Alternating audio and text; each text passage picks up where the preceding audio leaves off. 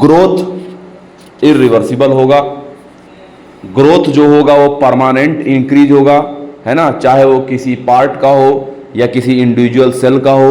तो ग्रोथ जो है यहाँ पर हम लोग इरिवर्सिबल वर्ड यूज़ करते हैं इसके लिए।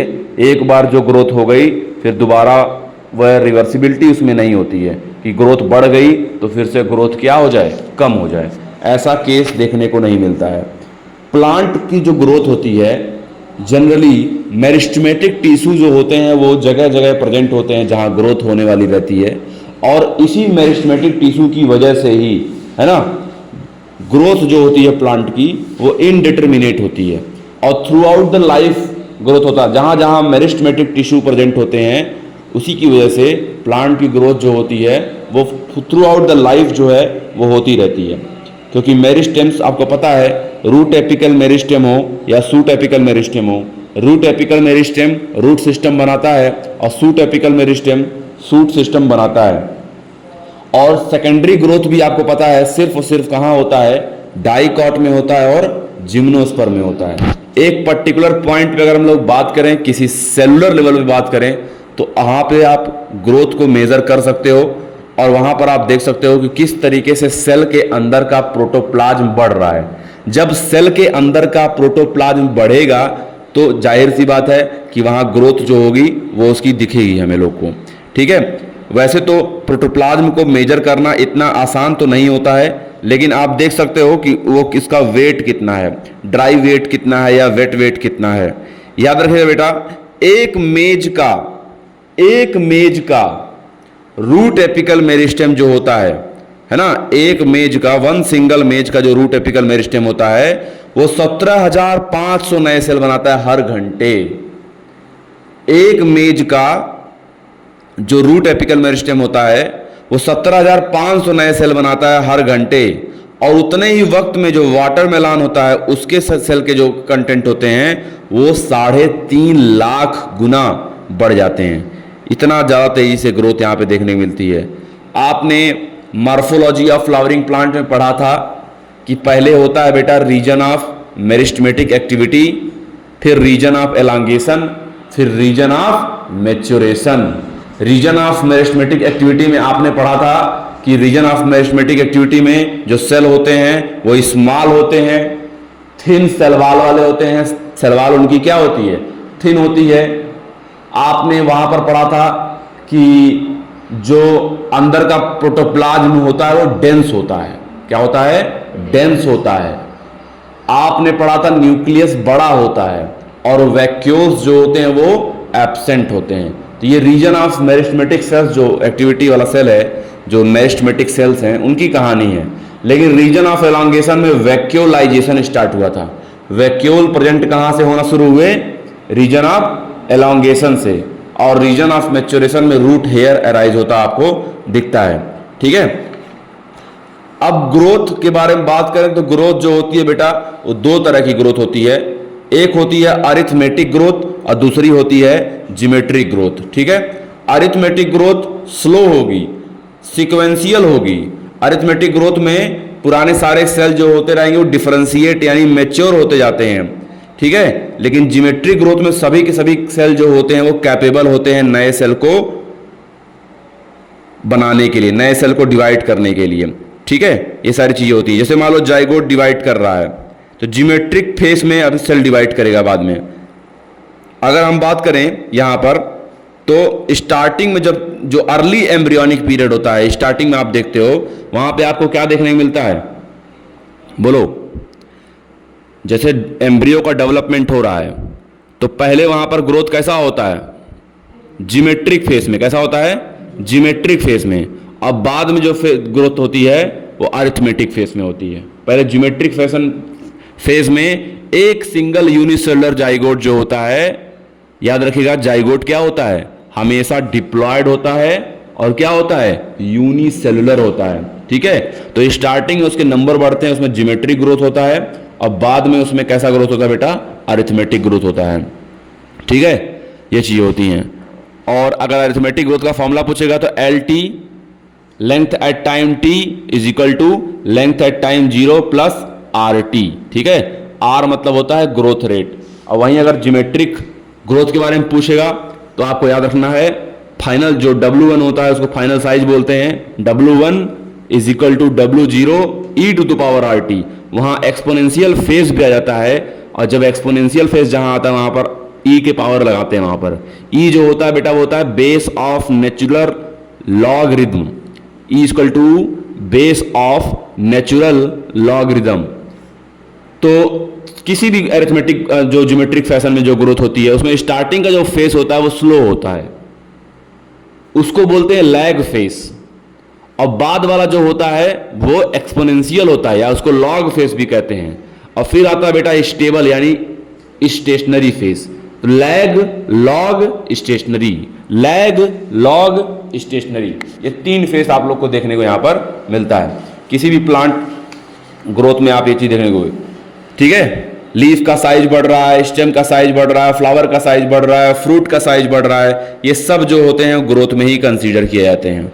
ठीक है, ये सब चीजें होती हैं।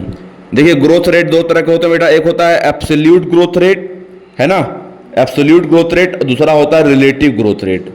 अब ग्रोथ होने के लिए जो कंडीशन अवेलेबल होनी चाहिए, मैंने कहा आपसे ग्रोथ के लिए proper water, proper carbon dioxide, proper oxygen, हर चीज ग्रोथ के लिए चाहिए। Proper light, proper gravity, proper nutrient, hormones, ये सब एक्सट्रिंसिक और इंट्रिंसिक फैक्टर ग्रोथ के लिए इंपॉर्टेंट होते हैं। और इनमें से कहीं से भी कोई कमी पड़ती है तो उस प्लांट के लिए जो सर्वाइवल होता है वो प्रॉब्लम आती है। तो इन्वायरमेंटल सिग्नल्स जो होते हैं वो भी इंपॉर्टेंट होते हैं, याद रखिएगा। कभी भी कोई सेल कोई स्पेसिफिक काम करने के लिए, सुनिएगा ध्यान से, कभी भी कोई सेल कोई स्पेसिफिक काम करने के लिए मैच्योर हो जाए और कोई एक काम करने लग जाए तो इसको हम लोग बोलते हैं डिफरेंशिएशन। अब वो सेल जो है स्पेसिफिक फंक्शन परफॉर्म करने लगा है, और अगर कोई लिविंग डिफरेंशिएटेड सेल है, कोई मतलब परमानेंट सेल हो गया है, डिफरेंशिएट हो गया है, स्पेसिफाइड हो गया है, मैच्योर हो गया है, वो जो अपनी किसी कैपेसिटी लॉस कर चुका है डिवाइड करने की, लेकिन फिर से वो अपनी कैपेसिटी को गेन कर ले जरूरत पड़ने पर, इमरजेंसी कंडीशन में, इसको बोलते हैं डी डिफरेंशिएशन। जैसे आप लोग पढ़ते हो मेरिस्टेम्स, वो है ना, कॉर्क कैम्बियम फिर से जो होता है, वैसे तो डिफरेंशिएटेड सेल है लेकिन डिवीजन करने के लिए फिर से वो एक्टिव हो जाता है, और अगर फिर से वही सेल अपनी कैपेसिटी को लॉस कर दे डिवाइड करने की तो उसको बोलते हैं रीडिफरेंशिएशन। ठीक है, एक वर्ड बेटा होता है डेवलपमेंट। क्या होता है? ये जितना भी ग्रोथ और डिफरेंशिएशन आप देखते हो, growth, the sum of all growth and differentiation, the sum of all growth and differentiation is called as development, यानी सब कुछ इसके अंदर इंक्लूड किया जाता है। ठीक है, प्लांट को अगर आप देखोगे तो प्लांट बेटा वाटर के अलोंग भी मूव करता है, हाइड्रोट्रोपिज्म बोलते हैं। प्लांट किसी केमिकल के अलोंग भी मूव करता है, कीमोट्रोपिज्म कहते हैं। प्लांट सनलाइट के अलोंग मूव करे उसको फोटोट्रोपिज्म बोलते हैं। अगर किसी टच के अकॉर्डिंग मूव करे थिग्मोट्रोपिज्म बोलते हैं। तो प्लांट जो होता है वो इन्वायरमेंट को लेकर वैरायटी ऑफ तरीके से रिस्पॉन्स करता है, और अपने सेल के साइज, अपने चीजों को के शेप को चेंज भी करता है, और उसके अपने खुद के स्ट्रक्चर को चेंज करने की जो एबिलिटी होती है इसी को बोलते हैं प्लास्टिसिटी। जैसे एग्जांपल हो जाता है हेट्रोफिलीन कॉटन, कोरिएंडर, लक्सपर अपने शेप ऑफ लीफ को चेंज कर लेता है। पानी में रहता है तो कुछ अलग शेप का होता है, टेरेस्ट्रियल हैबिटेट आने पे कुछ अलग शेप का हो जाता है। जुवेनाइल होता है तो कुछ अलग शेप का होता है, एडल्ट होने के बाद कुछ अलग शेप का हो जाता है। हम लोग का ये जो चैप्टर है प्लांट ग्रोथ एंड डेवलपमेंट, इस चैप्टर में हार्मोन से क्वेश्चन आना कंफर्म है। कोई ताकत नहीं रोक सकती जो हार्मोन से क्वेश्चन ना लाए, पक्का आएगा, गारंटी है। 2 चीजें आपको पढ़नी है, एक हार्मोन की डिस्कवरी, दूसरा हार्मोन का फंक्शन। ठीक है, हार्मोन बेटा 2 तरह के होते हैं।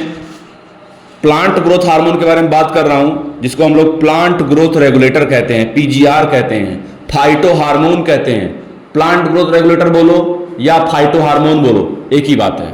ठीक है, पीजीआर बोलो, फाइटो हार्मोन बोलो, एक ही बात है। अब या तो ये ग्रोथ को प्रमोट करते हैं, ग्रोथ को कराएंगे, यानी किसी चीज को यंग, है ना, नए सेल के कंटेंट को बढ़ाएंगे, लेंथ को बढ़ाएंगे, हाइट को बढ़ाएंगे, ये सब प्रमोटर होते हैं। क्या होते हैं? फ्लावरिंग करवाएंगे, ये सब प्रमोटर होते हैं। और कुछ होते हैं इनहिबिटर, जो फलों को पका देंगे, स्टेम को गिरा देंगे, फ्लावर को गिरा देंगे, फ्रूट्स की राइपनिंग काज करेंगे, लीव्स को नीचे गिरा देंगे, सीड को डॉर्मेंसी में भेज देंगे। ये सब जो होते हैं वो इनहिबिटर होते हैं। जिस तरीके से गाड़ी चलाना, गाड़ी स्टार्ट करना इंपॉर्टेंट है, एक्सेलरेट करना इंपॉर्टेंट है, उसी तरीके से गाड़ी में ब्रेक लगाना भी इंपॉर्टेंट है। तो प्लांट की लाइफ में इन सभी हार्मोन के काफी रोल होते हैं। बेटा ऑक्सिन, जिब्रेलिन, साइटोकाइनिन, क्या क्या? ऑक्सिन, जिब्रेलिन, साइटोकाइनिन, ये जो जितने आप हार्मोन देखते हो ये प्योरली प्रोमोटर हार्मोन होते हैं। और इथाइलिन और एब्सिसिक एसिड ये इनहिबिटर होते हैं। इसमें से इथाइलिन जो होता है वो मिक्स्ड होता है, कहीं कहीं प्रमोट करने का भी काम करता है, लेकिन largely it is a inhibitor. Ethylene largely क्या होता है? इनहिबिटर ही होता है। ठीक है। अब अगर हम लोग इसके बारे में बात करें तो ऑक्सिन, जिब्रेलिन, साइटोकाइनिन, इथाइलिन और एब्सिसिक एसिड, कहीं कहीं आपको दो हार्मोन के फंक्शन सिमिलर नजर आएंगे। जब भी दो हार्मोन के फंक्शन सिमिलर नजर आए तो उनको बोलते हैं सिंजिनिस्टिक, और जब भी दो हार्मोन के फंक्शन बिल्कुल अपोजिट नजर आए तो उनको बोलते हैं एंटागोनिस्टिक। सिंजिनिस्टिक, एंटागोनिस्टिक, याद रखिएगा। सिमिलर फंक्शन होगा तो सिंजिनिस्टिक बोलते हैं, और अलग बिल्कुल अपोजिट फंक्शन होगा तो उसको क्या बोलेंगे? एंटागोनिस्टिक बोलेंगे। सिंजिनिस्टिक और एंटागोनिस्टिक। इसमें से बेटा जो आपका ऑक्सिन होता है ना, वो इंडोल कंपाउंड होता है। सभी जितने भी हार्मोन है उनका अपना अपना केमिकल नेचर है, तो ये इंडोल कंपाउंड होता है ऑक्सिन। इसको बोलते हैं इंडोल 3 एसिटिक एसिड। और कुछ होते हैं जो एडिनाइन, यानी कि जो नाइट्रोजनस बेस एडिनिन होता है उसके डेरिवेटिव होते हैं, है ना, जैसे साइटोकाइनिन, इसको बोलते हैं N6 फरीलो अमीन प्यूरिन या काइनेटिन बोलते हैं। कुछ बेटा जो होते हैं वो पिगमेंटेड होते हैं, जैसे कैरेटिनॉइड्स, एब्सिसिक एसिड, ये होते हैं, ये आपके कैरेटिनॉइड्स होते हैं। जिब्रेलिक एसिड जो होता है टर्पिनॉइड्स होता है, टर्पिन होता है। और इथाइलिन जो होता है वो एकमात्र गैसियस होता है, याद रखिएगा। अगर हम लोग यहाँ पे ऑक्सिन के बात करें तो ऑक्सिन की डिस्कवरी किया था यहाँ पर चार्ल्स डार्विन ने, और इसको आइसोलेट किया था एफ.डब्ल्यू. वेंट ने। अगर क्वेश्चन पूछेगा कि डिस्कवर्ड बाई, तो डार्विन, ऑब्जर्वेशन पहली बार डार्विन ने किया था, और ऑक्सिन को कोलियोप्टाइल ऑफ ओट सीडलिंग से आइसोलेट किया था एफ.डब्ल्यू. वेंट ने। लाइट के प्रेजेंस में ये मूव कर रहा था इसका कोलियोप्टाइल। बस फर्क इतना है कि चार्ल्स डार्विन ने जो काम किया था वो कैनेरी ग्रास पे किया था, और एफ.डब्ल्यू. वेंट ने ओट सीडलिंग पे काम किया था। बकाने डिजीज बेटा जो होता है वो जिब्रेला फ्यूजिकुरोई नाम के फंजाई से होता है। ई कुर्सोवा ने ऑब्जर्व किया और देखा कि भैया बकाने डिजीज यानी फुली सीडलिंग राइस में होती है। बाद में उसी केमिकल को देखा कौन सा केमिकल है, तो पता चला इसका नाम रख दिया जिब्रेलिक एसिड, है ना, क्योंकि जिब्रेला फ्यूजिकुरोई नाम के फंजाई से ऑब्जर्व होता है। स्कूज और मिलर नाम के साइंटिस्ट थे, उन्होंने टोबैको स्टेम में, टोबैको प्लांट जो होता है उसके स्टेम में एक पार्ट होता है बेटा कैलस। कैलस का मतलब होता है undifferentiated mass of cells. Callus का क्या मतलब होता है? Undifferentiated mass of cell. ठीक है। तो वहां पर उन्होंने ऑब्जर्व किया ऑक्सिन के अलावा वहां पर कुछ और भी मीडियम जो था वो ग्रोथ कॉज करवा रहा था, उसको एक्सट्रैक्ट किया उन लोगों ने। यही सेम केमिकल बेटा वेस्कुलर टिश्यू, यीस्ट से, कोकोनट मिल्क से ऑब्जर्व हुआ, और बाद में देखा गया कि इनके पास ऐसी क्षमता होती है जो साइटोकाइनेसिस में हेल्प करती है। एक एक्टिव सब्सटेंस रखा गया, बाद में इसका नाम साइटोकाइनिन रख दिया गया। ठीक है। बाद में कुछ और साइंटिस्ट थे, अपने इंडिपेंडेंट रिसर्च से कुछ ऐसी चीजें पता किए, कुछ ऐसे केमिकल के बारे में जो इनहिबिटर का काम करते थे, जैसे कि इनहिबिटर बी, एप्सिजन सेकेंड, डॉर्मिन। ये तीनों प्लांट में इनहिबिटर की तरह बिहेव करते थे। और एक साइंटिस्ट थे बेटा कॉजिन्स नाम के, उन्होंने देखा कि पके हुए संतरों में पके हुए ऑरेंज, राइपेंड ऑरेंज में कुछ ऐसे सब्सटेंस निकलते हैं जो आसपास रखे अनराइपेंड बनाना को पका देते हैं। यानी पके हुए संतरों के बीच में अगर आप कच्चे केले डाल दो तो कच्चे केले क्या हो जाएंगे, पक जाएंगे। तो कॉजिन्स ने यह बात जो है वहां पर डिस्कवर की थी। ठीक है, कॉजिन्स नाम के साइंटिस्ट थे 1910 में। ये सब इस तरीके से क्या हुई है, डिस्कवरी हुई है। क्या हुई है, तो ऑक्सिन जो है बेटा क्या होता है, इंडोल कंपाउंड। क्या होता है, और जिब्रेला फिजिकुरोई के नाम से रखा गया है, जिब्रेलिन का नाम। कॉजिन्स ने क्या डिस्कवर किया, इथाइलिन डिस्कवर किया। इथाइलिन फलों को पका देता है। जहां डिस्कवर किया गया, कहां डिस्कवर किया गया, संतरों में। संतरों से निकल रहा था, ऑरेंजेस से, और आसपास रखे हुए केलों को क्या कर दिया उसने, पका दिया। ठीक है, अगर ऑक्सिन के बारे में बात करें तो छोटी छोटी बात सुन लेना। कुछ नेचुरल ऑक्सिन होते हैं, कुछ सिंथेटिक ऑक्सिन होते हैं। नेचुरल ऑक्सिन जो है डायरेक्टली प्लांट में मौजूद होते हैं, जैसे इंडोल 3 एसिटिक एसिड। आपको पता है ऑक्सिन जो होते हैं वो क्या होते हैं, इंडोल कंपाउंड होते हैं। तो ऑक्सिन इंडोल कंपाउंड होते हैं, इंडोल 3 एसिटिक एसिड। इसके अलावा बेटा तमाम तरह के सिंथेटिक, सेमी सिंथेटिक ऑक्सिन भी मौजूद है, जैसे indole 3 butyric acid IBA, naphthalene acetic acid NaA, 2,4 dichlorophenoxy acetic acid 2,4-D। तो ये सब क्या होते हैं, सिंथेटिक। क्या होते हैं, सिंथेटिक। 2,4-D का यूज करते हैं हम लोग वीड फ्री लॉन के लिए, गार्डनर यूज करते हैं, है ना। ऑक्सिन प्रमोटर हार्मोन है। ऑक्सिन जो होता है वो वेरियस फंक्शन परफॉर्म करता है। पाइनएप्पल में फ्लावरिंग कॉज कराता है। ऑक्सिन जो होता है वो फ्रूट और लीफ के ड्रॉप, अर्ली स्टेज में ड्रॉप को बचाता है, जिससे लंबे समय तक फ्रूट और लीफ बने रहें। और ऑक्सिन जो होता है वो एपिकल डोमिनेंस कॉज करता है। एपिक्स ग्रो करता रहता है, लेटरल ग्रोथ नहीं होती है।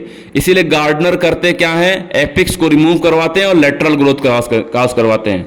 तो ऑक्सिन करवाता है एपिकल डोमिनेंस, सिर्फ एपिकल पोर्शन का डोमिनेंस, सिर्फ एपिक्स पोर्शन ग्रो करता रहता है। तो अगर आप ऊपर के पोर्शन को नहीं हटाएंगे तो लंबाई बढ़ती चली जाएगी, चौड़ाई नहीं बढ़ेगी। तो इसीलिए जो गार्डनर होते हैं वो सूट टिप को हटाने का काम करते हैं। इसको बोलते हैं सूट टिप को हटाना, यानी डीकैपिटेशन बोलते हैं इसको। ठीक है, इसीलिए टी प्लांटेशन में, हेज मेकिंग में इसका इंपॉर्टेंट रोल देखने को मिलता है। ठीक है, अगर हम लोग बात करते हैं कि 2,4-D किसको हटाता है, तो 2,4-D जो होता है बेटा डाइकॉट को रिमूव करता है। मोनोकॉट पे इसका कोई असर नहीं होता है, सिर्फ डाइकॉट को रिमूव करने का काम करता है। ठीक है, और इसके अलावा बेटा ऑक्सिन जो होता है वो जाइलम के डिफरेंशिएशन में हेल्प करता है, सेल डिवीजन में हेल्प करता है। तो ऑक्सिन पार्थिनोकार्पी यानी formation of fruit without fertilisation वाले प्रोसेस को इंड्यूस करने का काम करता है अलॉन्ग विथ जिब्रेलिन।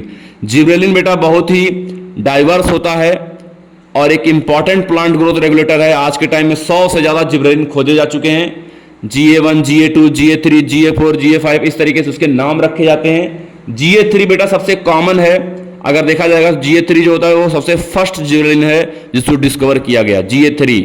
ठीक है, सारे जिब्रेलिक एसिड जो होते हैं एसिडिक होते हैं और बहुत सारे डाइवर्स इनके फंक्शन होते हैं। आपने अंगूरों के खेत में देखा होगा जिब्रेलिक एसिड का यूज करते हैं उनके स्टॉक को बढ़ाने के लिए।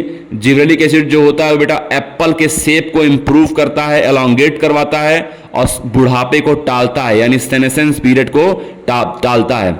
ठीक है, तो वो जो फल होता है वो बहुत लंबे समय तक पेड़ पे बना रहता है, इससे उसका मार्केट पीरियड भी बढ़ जाता है। शुगर केन की खेती होती है जहां पर, तो शुगर केन के स्टेम की लेंथ को बढ़ाने का काम भी क्या करते हैं, जिब्रेलिक एसिड करते हैं। और ज्यादा लेंथ होगी तो ज्यादा शुगर होगा, ज्यादा मार्केट में बिकेगा। 20 टन पर एकड़ बढ़ा देता है अगर आप जिब्रेलिक एसिड का छिड़काव करते हैं। जिब्रेलिन बेटा एक प्रोसेस होता है बोल्टिंग, जहां इंटरनोड बहुत छोटे होते हैं, यानी नोड के बीच का डिस्टेंस बहुत छोटा होता है। याद रखिएगा, जहां भी नोड और इंटरनोड पाए जाते हैं उसको स्टेम बोलते हैं, और जहां इंटरनोड बहुत छोटा होता है, नोड के बीच की डिस्टेंस बहुत छोटी होती है, वहां ये उसको बढ़ाने का काम करते हैं फ्लावरिंग से पहले, जिससे प्रॉपर वहां पर फ्रूटिंग हो सके। जैसे बीट और कैबेज में, है ना, ऐसे प्लांट को बेटा रोसेट हाइब्रिड हम लोग कहते हैं। आपने पढ़ा होगा इकॉर्निया क्रेसिप्स, है ना, rosette of leaf and tuft of root वहां देखने को मिलता है। ठीक है, अर्ली सीड प्रोडक्शन, बहुत इंपॉर्टेंट सारी बातें आती हैं। अर्ली सीड प्रोडक्शन के लिए जिब्रेलिक एसिड का यहां पर यूज किया जाता है।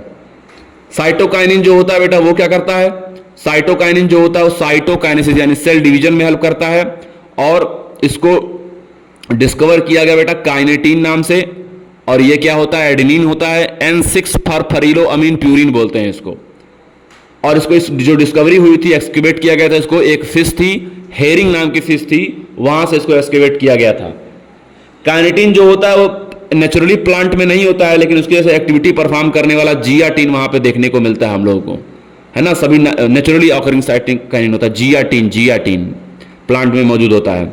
ये क्या करता है, रूट एपाइसिस को बढ़ाता है, रूट मेरिस्टेम से वहां पे सेल डिवीजन कॉज करवाता है, सूट बड्स में ये डिवीजन कॉज करवाता है, सेल के साइज को बढ़ाता है, सेल के नंबर को यहाँ पे इंक्रीज करके यंग फ्रूट्स के कंटेंट को बढ़ाता है। ये क्या करता है, यंग फ्रूट को बढ़ाने यानी जो फ्रूट्स है उसको उसके साइज को बढ़ाने का काम करता है। किसी भी लीफ में अगर हम देखेंगे तो नंबर ऑफ क्लोरोप्लास्ट को बढ़ाता है, जिससे फोटोसिंथेसिस का रेट बढ़ता है।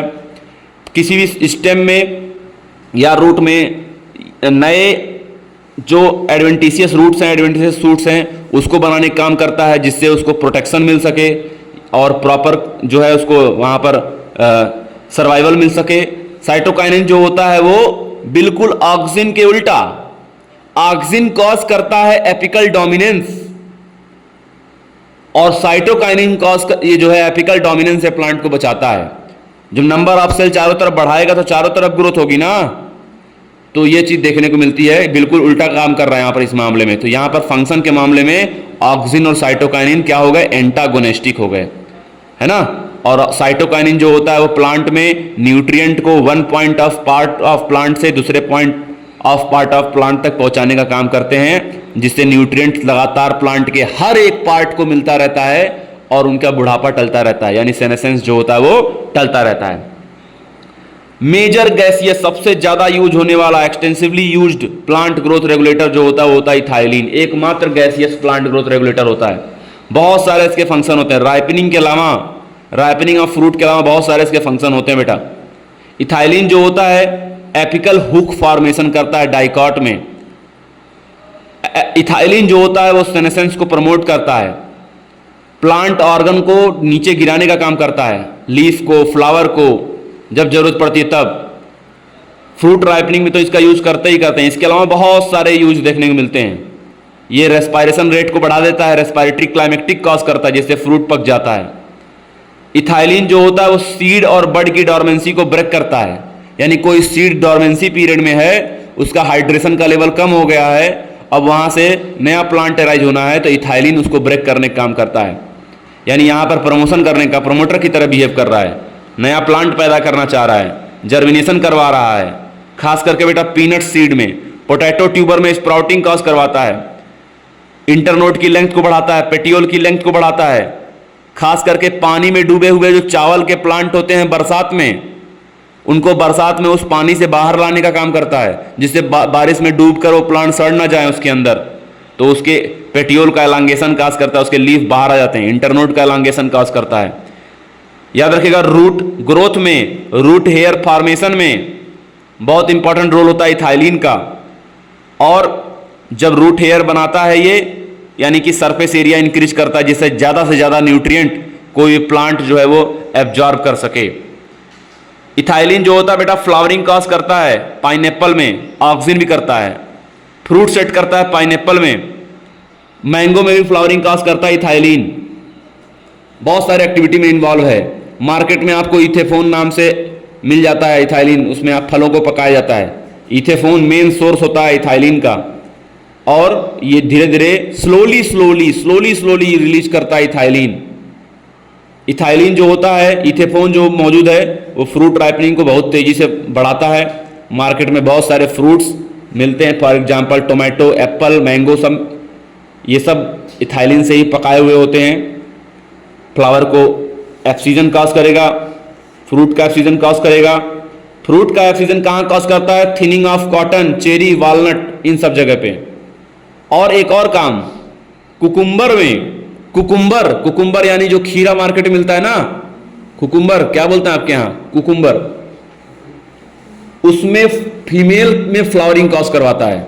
जब फीमेल में फ्लावरिंग ज्यादा होगा तो ज्यादा फ्रूट आएगा, यानी इसकी खेती को बढ़ाता है, उसके प्रोडक्शन को बढ़ाता है, क्योंकि फीमेल फ्लावर ही तो फ्रूट बनाएगा, मेल फ्लावर फ्रूट थोड़ी ना बनाता है।